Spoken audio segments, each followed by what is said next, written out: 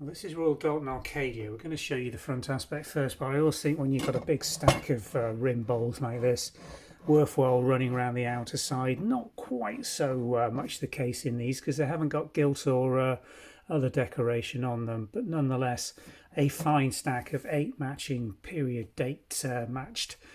Are they soup bowls or are they dessert bowls? Well, they're not overly sized for soup bowls. Let's just bring that camera up and show you these. 8¼ inch, so certainly not on the size of an English rimmed soup bowl, but the same shape, but much less substantial.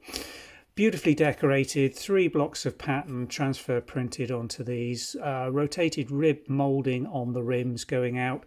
As you can see, quite a deep dessert bowl with a wide rim, scalloped rim, and let's show you the Arcadia China marks on there, Royal Doulton Crown and Lion marks, printed in brown English fine bone china on H4802.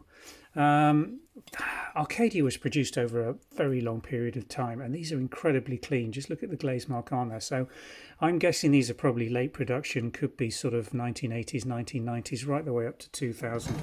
I think 2004 was the very end of production for Arcadia.